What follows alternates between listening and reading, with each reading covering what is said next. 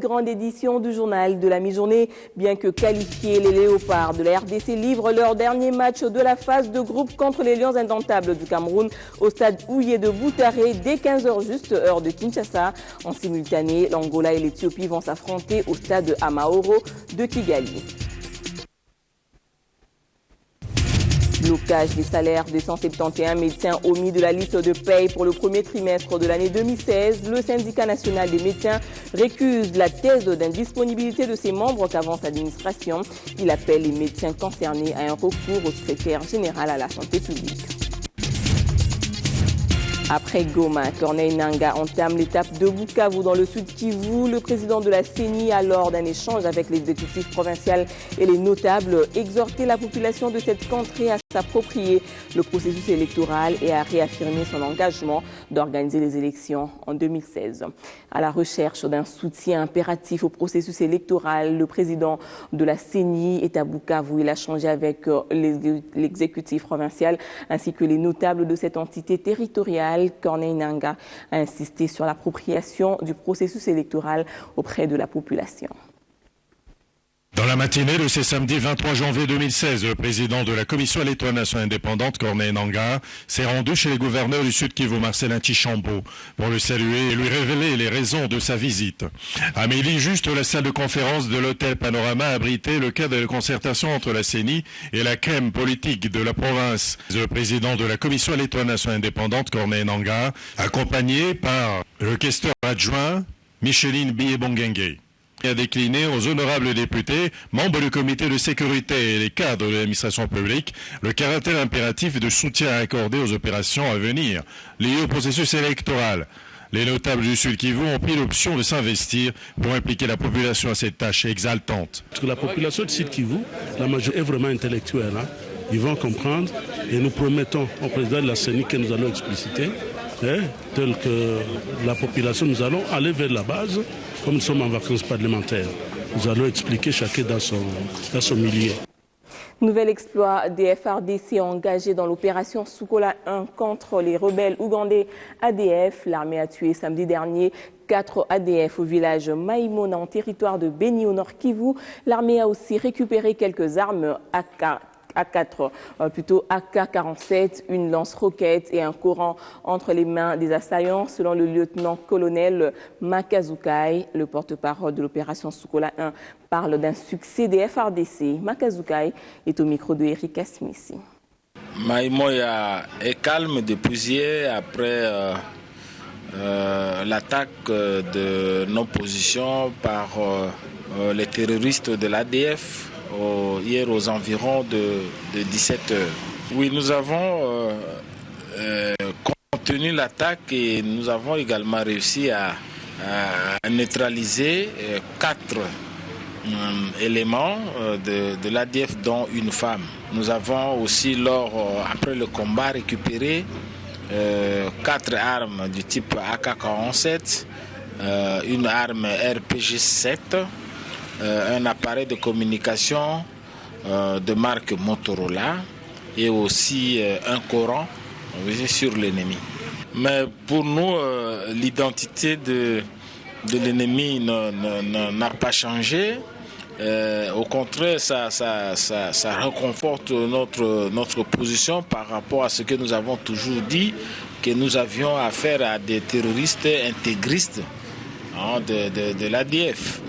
Donc le fait de retrouver les armes et aussi et surtout un Coran prouve que effectivement ceux qui nous attaquent, ceux qui sèment la mort et la désolation dans les territoires des villes de Beni, ce sont des islamistes.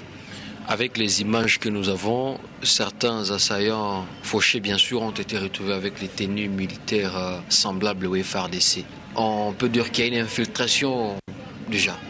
Non, mais je ne saurais pas vous dire exactement comment l'ennemi s'est retrouvé avec ces tenues. Nous n'avons pas le monopole de la fabrication des tenues dans la région. Donc je ne saurais pas vous dire exactement où est-ce que l'ennemi a trouvé cela, si c'est avéré. L'administrateur du territoire de Mambasa en Ituri annonce l'ouverture des enquêtes pouvant dénicher les auteurs de la mort odieuse du chef de la chefferie Babila Babombi à Sounia Jules. Selon lui, le kidnapping est devenu recrudescent dans la zone des groupes armés et menace encore attaquer plutôt Mambasa, chef-lieu du territoire. Alfred Bongolanga, administrateur du territoire de Mambasa, en province de l'Ituri, croit savoir que la plupart des kidnappings sont ciblés avec surtout des conflits terriens. Des rapts que nous avions connus, ce sont des gens qui viennent vers nous, qui séjournent pendant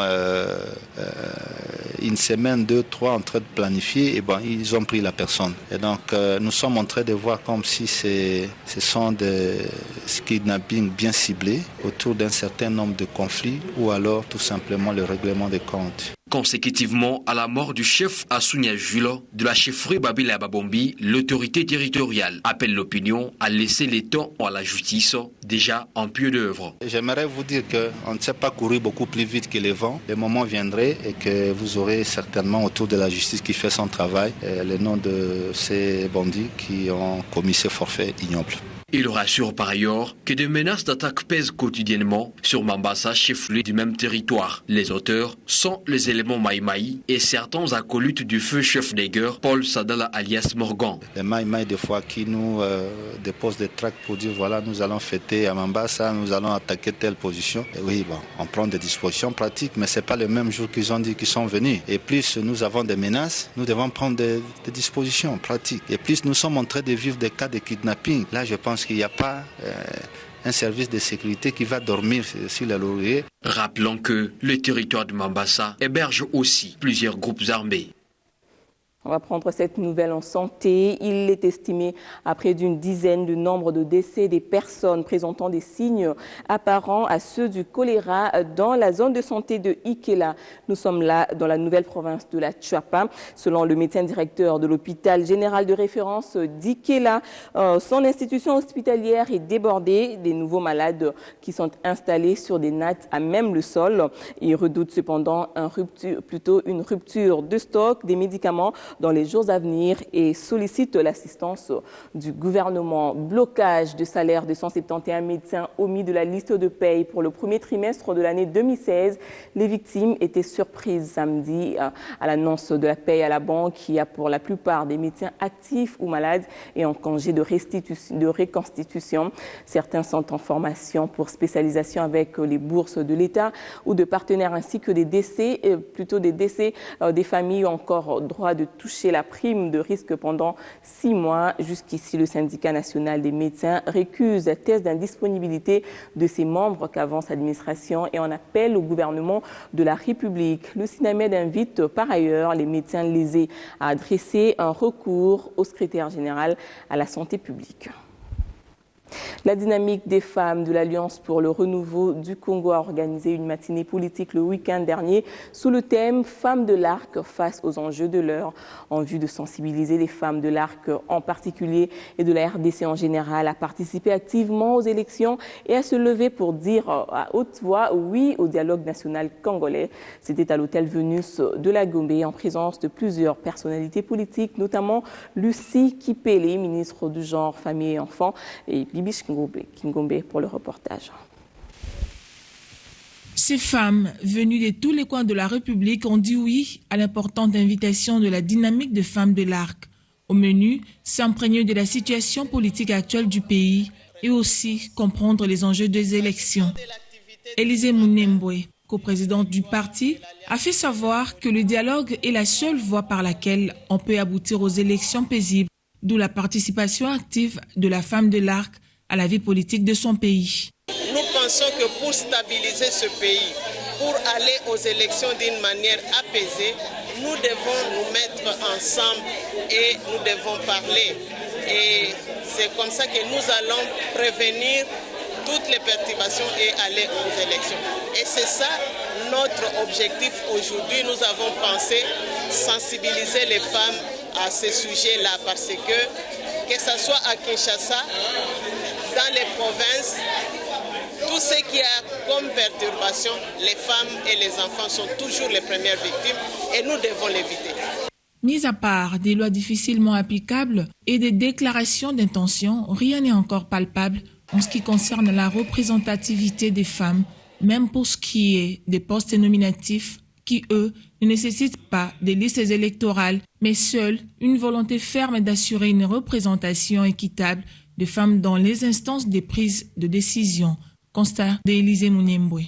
Cette matinée devrait être en principe faite en termes de conseils pratiques pour comprendre l'importance et l'incidence de vos valeurs pour votre épanouissement et adaptation au changement permanent dans la politique.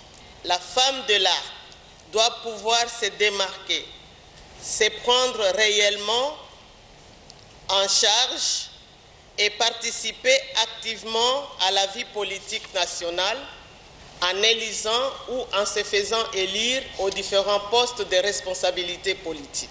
Il revient à la femme de prendre conscience de sa vision et de mener son combat jusqu'au bout, malgré les embûches. Commencer par nous souhaiter... Place au sport à présent, et c'est juste après cette transition.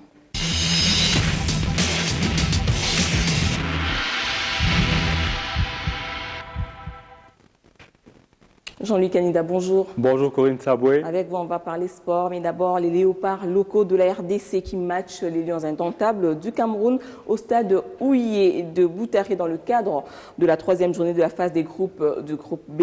Les matchs se joueront en simultané dès 15h, heure de Kinshasa. L'autre affiche opposera l'Angola et l'Éthiopie au stade Amaoro de Kigali. Hier, le Rwanda et la Côte d'Ivoire ont obtenu leur billet pour le quart de finale et les léopards de la RDC ont réalisé un exploit au CHAN Rwanda 2016. Les fauves congolaises se sont qualifiées dès la 2e journée de la phase de groupe. Dans le groupe B, cela ne résulte pas d'un fait de hasard, mais à l'implication justement du gouvernement pour la cause des léopards locaux. On va suivre. Le premier sponsor de l'équipe nationale, c'est le gouvernement. Ne nous leurrons pas. Le premier sponsor, c'est le gouvernement. C'est la mise à disposition de moyens qui justifie à ce stade les performances de l'équipe. En commençant d'abord par la mise au vert et en passant par les modes de transport adéquats mis à la disposition de l'équipe nationale, ainsi que les primes. Au moment où nous parlons, les primes de la première phase ont été totalement libérées. Donc les joueurs, ils ont déjà touché les primes de 3 matchs de phase de poule. Ce qui est un exploit. Ça fait longtemps qu'on ne s'est plus retrouvé dans ce genre de schéma. Ça signifie qu'il y a un grand effort qui a été fourni par le gouvernement, il faut le reconnaître. Et au moment où je vous parle, je crois que les démarches sont en cours pour que les dossiers ayant trait à la qualification de la phase du quart de finale soient finalisés le plus rapidement possible. Selon les informations que j'ai reçues du pays, je crois que le gouvernement est en train de s'activer pour que les choses soient libérées dans le meilleur délai et permettre à ces jeunes de jouer sans contrainte d'ordre moral. Les léopards de la RDC sont bel et bien en quart de finale du CHAN 2016 cet après-midi au stade Ouyé de Boutaré. Ils seront face aux Lions indomptables du Cameroun. Bien que sûr de jouer le quart de finale, Florent Ibenge ne jure que par la victoire des Congolais. Les léopards locaux de la République démocratique du Congo vont aborder avec confiance le 3e match de la phase de groupe du CHAN 2016 face aux Lions indomptables du Cameroun. On a 5 joueurs qui ont des cartons jaunes. S'ils prennent ce carton-là, ils ne joueront pas le quart de finale. Donc, ça ne vaut pas la peine. Déjà ces 5-là, je vous assure qu'ils ne vont pas jouer. Je ne vais pas les faire jouer déjà ces 5-là. Donc l'équipe va effectivement être modifiée déjà par rapport à ça. On ne pourra pas les rencontrer en demi-finale, ça soit les quarts, soit la finale. Ça sera un autre match que celui qu'on a joué contre le Rwanda Gisenyi. Donc on espère les rencontrer le plus tard possible. Meshak Elia, l'une des révélations des léopards de la RDC, a obtenu la note du meilleur homme du match contre le Palanca Negra de l'Angola et compte bien aller plus loin. Mais pour ça, parce que Nazara qui vraiment motivé ma case pour le match à lobby pour que toi arracher 3 points contre Angola. Tant il y a baisser vraiment le travail, il faut travailler mieux que les collègues on a qui en contre Angola pour que tenir place ou la population azuluka. L'optimisme se lit aussi chez les journalistes joints du côté de Boutaré. Ils sont unanimes sur les ambitions des léopards de la RDC. Du côté de l'infirmerie, pas trop de bobos pour le joueur congolais. La récupération se fait bien. Une chose est sûre, les léopards locaux de la République démocratique du Congo se portent bien mentalement et physiquement. On revient sur vous, Jean-Luc Kaninda. Dites-nous par quel mécanisme le Rwanda arrive-t-il en tête du groupe A? Selon le tableau qu'on a eu, on voit que le Rwanda est à 6 points, mais le goal différence est négatif à -1. Par contre, la Côte d'Ivoire également 6 points, mais avec un goal différence positif qui est à +3.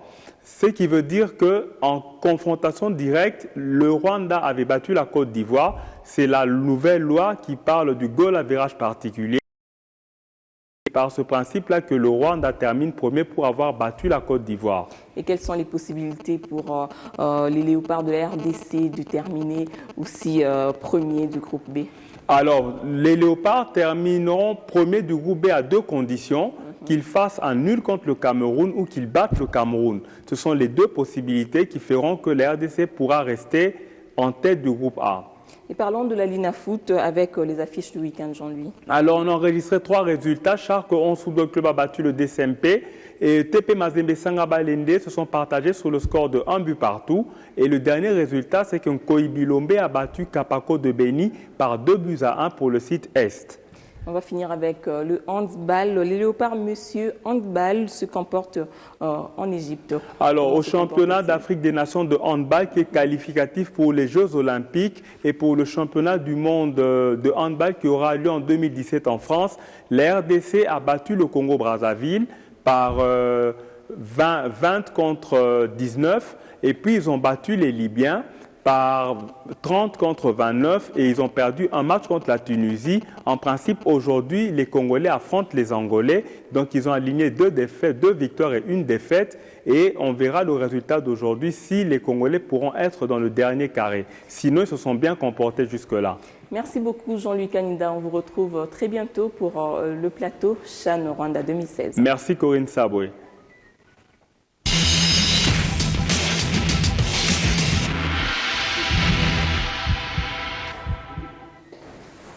On va finir par la CENI. Le président de la CENI, Corneille Nangaa, a présidé une réunion avec les responsables des partis politiques, la société civile et les forces vives de la nation afin de sensibiliser sur le processus électoral. Ces assises ont eu lieu à l'hôtel Horizon.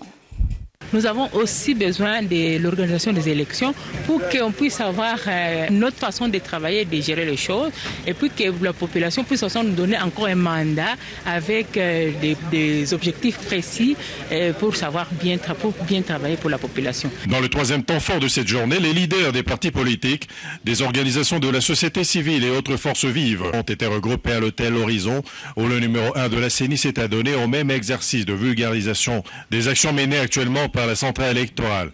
Un débat chaud a agrémenté cette matinée électorale. Le président de la CENI, par une méthode pédagogique, a calmé le jeu alors que les esprits s'échauffaient. Voilà, c'est la fin de ce journal. Merci de l'avoir suivi. Restez branchés sur B1 Télévision.